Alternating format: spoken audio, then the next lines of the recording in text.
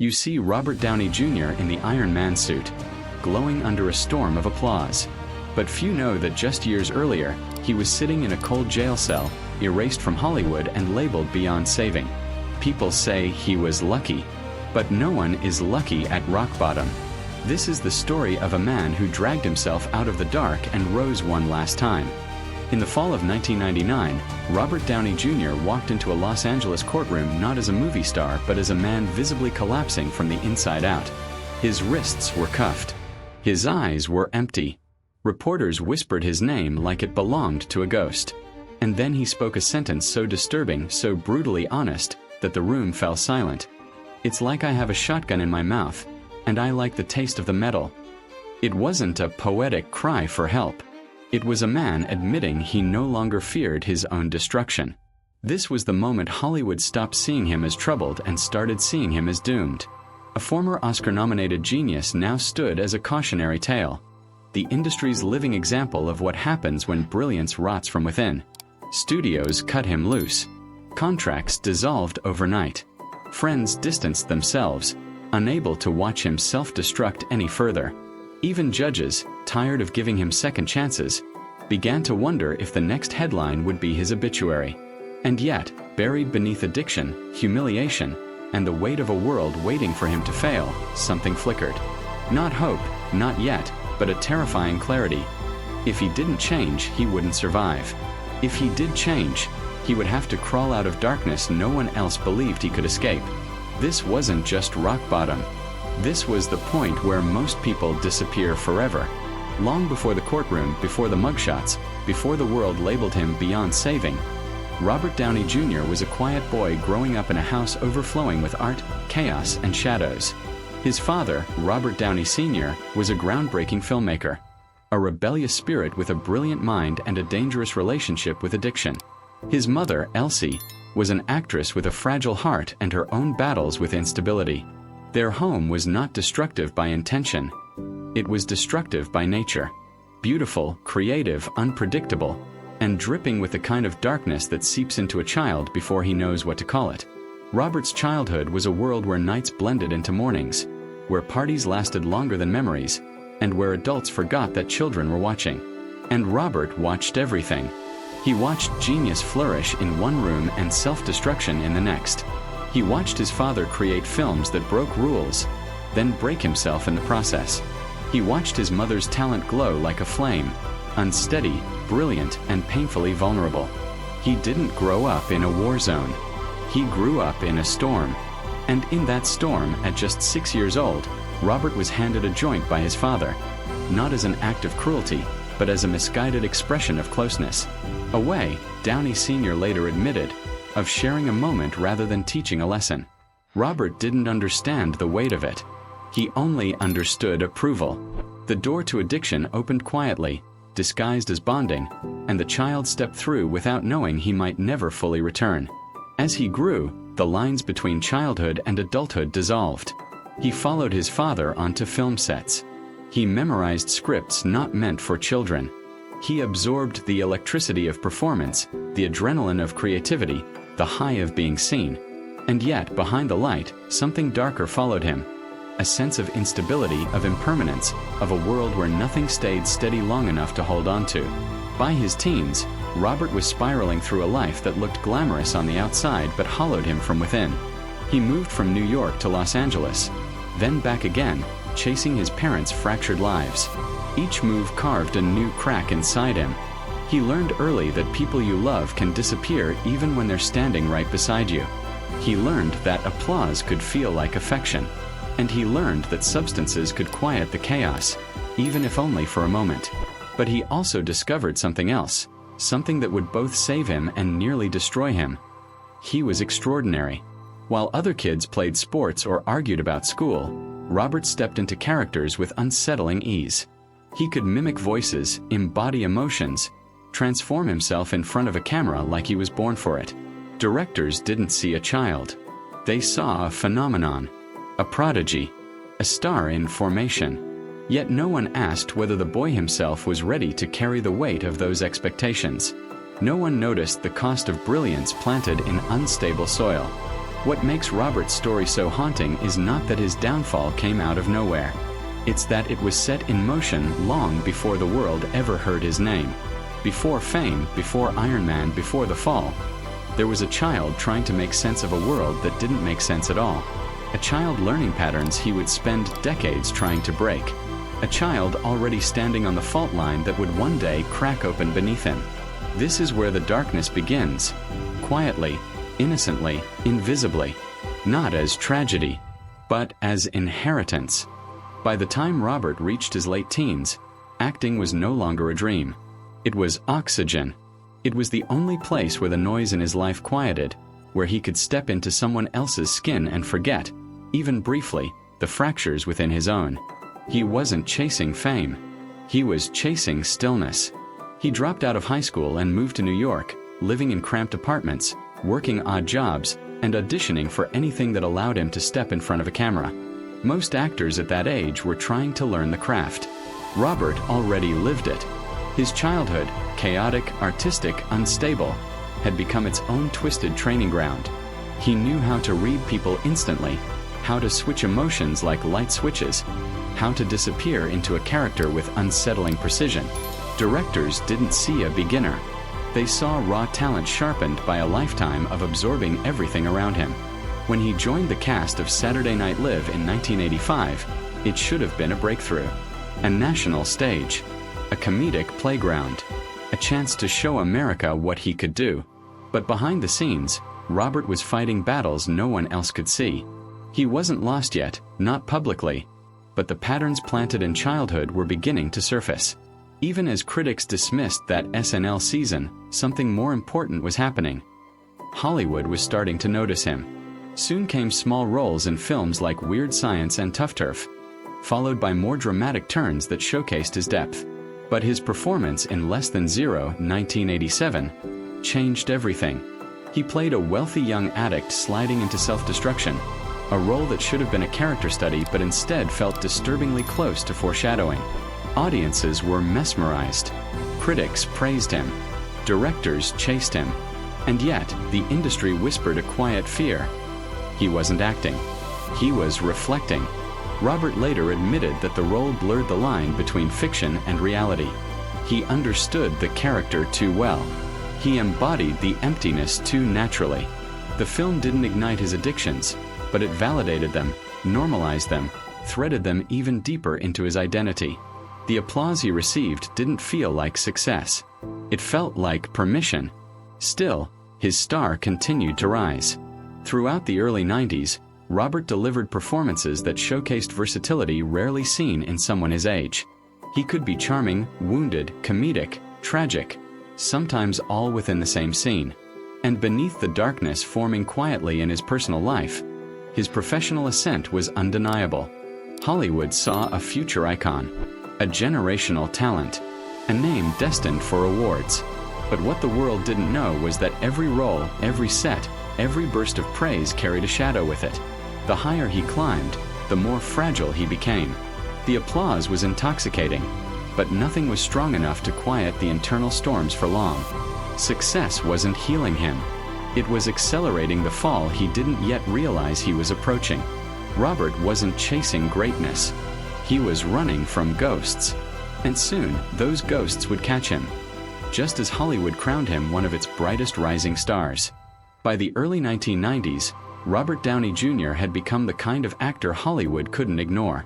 There was something electric about him, a volatility that made every performance feel alive, unpredictable, and unforgettable. He didn't just play characters. He dissolved into them. Casting directors described him as dangerously talented, a compliment wrapped in unease.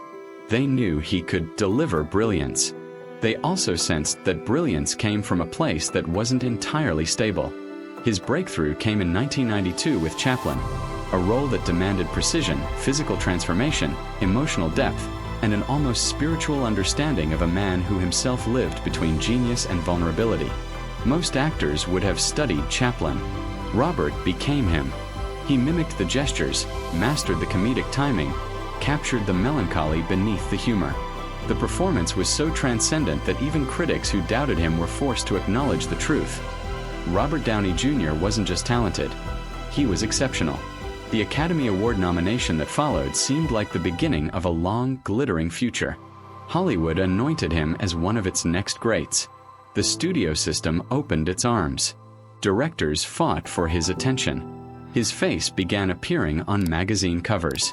He walked red carpets with the confidence of someone who finally belonged. Someone who had outrun the instability of his childhood. Or so everyone believed. Yet beneath the applause, something darker was brewing. Fame didn't soothe him. It fed the fractures he had carried since childhood. The more the world celebrated him, the more he feared he couldn't live up to the narrative being built around him. And so he reached for the one thing that quieted those fears, if only momentarily. Substances. The habits formed in childhood had become rituals, and the rituals were evolving into dependency. But in the public eye, the rise continued. Robert shifted effortlessly between genres, from romantic comedies like Only You to darker dramas such as Natural Born Killers. Every performance carried the same magnetism. Audiences loved him not because he was polished, but because he was raw. He didn't have the plastic shine of other leading men. He had edges, shadows, mystery. There was a moment in the mid-90s when it seemed like he could do anything. Every new script offered another mountain to conquer, another chance to prove that his talent wasn't accidental. And often, he delivered. Even when films faltered, critics praised him. It was as though Hollywood collectively agreed that Robert Downey Jr. was one of the few actors worth watching even when the movies themselves fell short. But success is strange. For some, it fills the emptiness. For others, it magnifies it. Robert belonged to the latter. With every accolade, the pressure intensified. With every achievement, the expectations grew.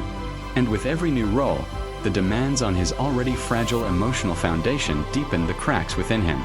Hollywood saw a rising star. What it didn't see was a man walking toward the edge of a cliff, carrying the weight of unresolved childhood wounds, addiction creeping quietly through his life, and a growing fear that the world loved a version of him he couldn't sustain. The golden era of his career was not a period of triumph. It was the calm before the inevitable collapse, the last bright chapter before everything unraveled. And soon, the darkness waiting in the wings would step into the spotlight, dragging him into one of the most infamous downfalls Hollywood had ever witnessed. By the mid-1990s, Robert Downey Jr. was a rising icon with the world at his feet. But fame has a way of hiding fractures, and his fractures had been forming for decades.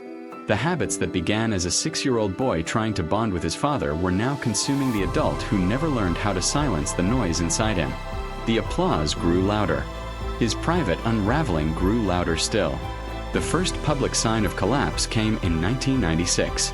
Police pulled him over for speeding, and what they found in his car made headlines within hours. Cocaine, heroin, and a pistol. The news spread across the industry like wildfire. This wasn't a young actor experimenting. This was someone in freefall. Hollywood couldn't look away, not because it was shocked, but because deep down, the industry suspected this moment was coming.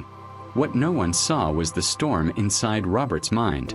Addiction, he later admitted, didn't feel like self-destruction. It felt like escape, the only kind of silence he knew how to reach. And the more he used, the further he drifted from the version of himself the world expected him to be. After the first arrest came another, and then another. Each time, the details grew darker, more concerning, more heartbreaking. There were nights he didn't remember, days he didn't survive sober, hours spent drifting in and out of a world he no longer felt connected to. He missed court-ordered drug tests, violated probation. Judges who once offered compassion started delivering consequences. Then came the moment that shocked even him. In 1996, only weeks after his first arrest, Robert wandered into a neighbor's home. Not with violence, not with intent, but in a drug-induced haze. He curled up in a child's empty bed, unaware of where he was or how he got there. It was a surreal, tragic image. One of Hollywood's brightest young stars, lost in someone else's house, asleep in a space that symbolized innocence he'd never truly known. The incident was splashed across every paper. Reporters made it punchline material. But to Robert, it wasn't funny. It was terrifying. It was proof he was losing control. Still, the downward spiral continued. The years that followed were a series of mugshots, courtrooms, broken promises, and cycles of rehab that never lasted. Friends tried to help. Studios hesitated. Insurers refused to cover him. On set, he was brilliant when he showed up. Off set, he was vanishing into himself. Hollywood no longer saw him as a risk. It saw him as a liability. In 1999, after repeated violations, a judge delivered a sentence that forced the world to confront just how far Robert had fallen. He was given months in a state prison. Not rehab. Not another chance. Prison. And it was there, behind walls that erased fame, status, and identity, that Robert faced himself with brutal clarity. No cameras. No scripts. No characters to hide behind. Just silence, cold concrete, and the kind of loneliness that strips everything away. He later described addiction as having a loaded gun in his mouth. Not because he wanted to die, but because he was no longer afraid of what might happen to him. That numbness was the most dangerous part. The world assumed prison would destroy him. It didn't. What destroyed him came after. When he was finally released, Robert tried to rebuild. But Hollywood had already closed its doors. Producers didn't trust him. Studios refused to hire him. Even when he was cast, there was always a condition. Random drug tests, insurance clauses, financial penalties, close monitoring. He was treated not as a leading man, but as a risk calculator's nightmare. The final collapse came in 2001. After yet another missed drug test, a simple requirement he couldn't fulfill, Robert found himself back in front of a judge who had no leniency left. The sentence was clear: rehabilitation center, then prison if he failed again. And that's when something inside him broke, not from pain, but from realization. He understood that he had become a spectator in his own destruction. That every court appearance, every mugshot, every headline was not just a symptom of addiction, but a reflection of the boy he once was. The one trying to make sense of a chaotic world with no guidance, no stability, no solid ground to stand on. He had run out of chances, out of excuses, out of time. Rock bottom wasn't a moment. It was an era. The world had moved on without him. Hollywood had already identified its next generation of stars. His peers were winning awards, leading franchises, building legacies. Robert, once the promise of the 1990s, was now its cautionary tale. And yet, in a quiet corner of his fractured life, something small shifted. Not hope, that would come later. Not redemption, that was still years away. But clarity. A voice inside him that he hadn't heard since childhood whispered the truth. No one is coming to save you. If you want your life back, you must rebuild it from the ashes. He didn't know it yet, but this moment, this silent, private reckoning, was the first step toward the comeback Hollywood would one day call a miracle. Rock bottom didn't save Robert Downey Jr., it exposed him. It stripped away the illusions he had carried for decades, the belief that talent alone could outrun pain, that charm could substitute for healing, that the world would wait for him to get better. When everything was gone, when no one expected anything from him anymore, Robert was left alone with the one thing he had spent his life avoiding: himself. The turning point wasn't dramatic. There was no triumphant speech, no cinematic breakthrough, no moment of sudden enlightenment. It began quietly, in a small rehabilitation facility where days were predictable and walls were plain. For the first time in years, he woke up without the fog of intoxication. And for the first time ever, he saw his life clearly enough to understand the truth. If he continued the way he was going, he wouldn't simply lose his career, he would lose himself entirely. He later described this shift as a flicker, not a transformation. A flicker of willingness, a flicker of responsibility, a flicker of belief that perhaps he wasn't condemned to remain the person the headlines portrayed. Recovery wasn't a miracle for him. It was labor. Mundane, exhausting, uncomfortable. He faced cravings. He faced shame. He faced the emotional wounds he had inherited long before he knew how to name them. And every time he wanted to quit, he reminded himself, no one is coming to save you. Slowly, painfully, he began piecing together the structure he had never had as a child. Routine, discipline, stillness. He exercised. He meditated. He worked jobs far below the status he once had, not because he was humbled, but because he was rebuilding from zero, from silence, from sobriety. Then came the moment that would quietly change the trajectory of his life. His close friend Mel Gibson, one of the few people who still believed in him, offered him a small role, a chance so fragile that it could vanish with a single misstep. It wasn't fame returning. It was opportunity whispering. Robert took it. And this time, he didn't run. He held on. He stayed clean. He showed up. It wasn't redemption yet, but it was the doorway to it. By the early 2000s, Robert Downey Jr. had become a quiet presence. Sober, disciplined, rebuilding his life one restrained, careful step at a time. He was no longer a headline, no longer a scandal, no longer a rising star or a fallen icon. He was simply a man trying to earn back the trust he had spent years breaking. Hollywood, however, didn't forget easily. Studios still saw him as a financial risk, a liability they couldn't insure, a reminder of what unchecked brilliance could become. But redemption rarely arrives in grand gestures. Sometimes it appears in the form of one person willing to take a gamble. That person was Jon Favreau. When Marvel Studios began searching for an actor to lead their bold new experiment, a cinematic universe built around a character the general public barely knew, Favreau saw something others didn't. He saw Tony Stark in Robert. Not the superhero, not the billionaire playboy, but the man underneath. Flawed, brilliant, haunted, self-destructive, yet capable of extraordinary change. Marvel executives resisted. Insurance companies refused. Industry insiders called the idea reckless. But Favreau insisted. He argued that Robert didn't just understand Tony Stark. He was the embodiment of what Tony represented. A man who had destroyed himself and then found the courage to rebuild. Robert arrived at the audition with the weight of his past still trailing behind him. But for the first time in years, the weight didn't crush him. It grounded him. It gave him depth that couldn't be faked, humor shaped by pain, charisma tempered by humility. What Marvel saw that day wasn't risk. It was truth. The decision changed Hollywood. When Iron Man premiered in 2008, audiences didn't just fall in love with the character. They believed him.